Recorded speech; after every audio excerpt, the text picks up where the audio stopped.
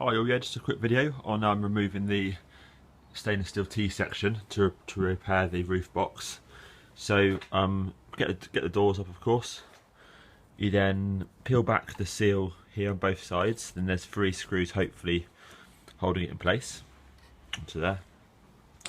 From here, I was able to open up the louvers, unscrew the little piece of trim, which you can just about.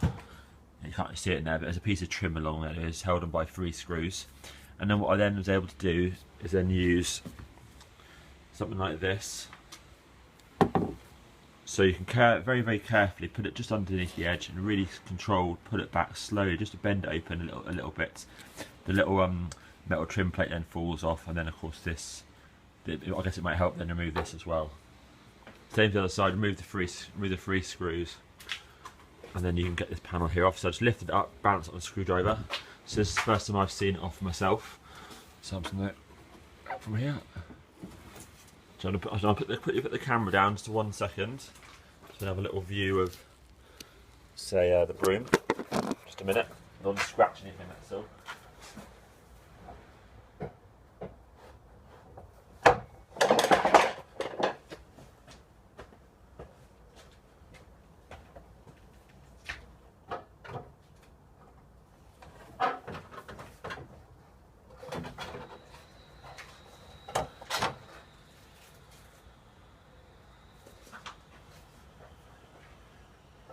Okay. Sorry, it's just important not to scratch anything, that's all. Right, so now got the T panel off here. So I've never taken this off before. So you've got some, stuff underneath there, insulation, I guess. And then I never looked at this, and here we are.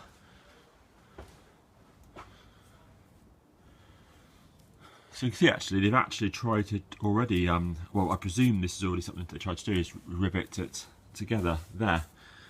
But I believe this panel here, so this piece here should be right onto there, so it needs to be moved down about another sort of 5mm roughly. But yeah, something's definitely gone on there already. There's obviously some damage here. Hopefully that's just lots of surface rust, hopefully. So we'll look at that, that's the inspection panel there. So yeah, actually whilst that looks a little bit bad, it's probably not too bad. And I believe that's quite common. Because water gets underneath there. Yeah, and they put some things on there as well. So yeah, I'll have a look at all of that, and hopefully that's good. So what you then do is you then have to remove this part of the headlining here. Sort of peel back this, somehow get the headlining off. I'm not sure yet. And then ultimately there's a template, put a piece of tape across here, and then you basically measure the holes, which I'll probably just use these holes here, I expect. Put the holes there, and then you use the long stainless steel bolts to bolt it through to the other side, and that obviously pulls it together. And that means that when I then get myself a new torsion bar for this end, for this door, it will go in perfectly, nice and straight. It won't snap, because you can see at the moment I've got the door on a doubly held up just in case, because it's really, really heavy. So yeah, and you can sort of see it's lifted here. Okay, cool. Yeah, nice one. That's quite good.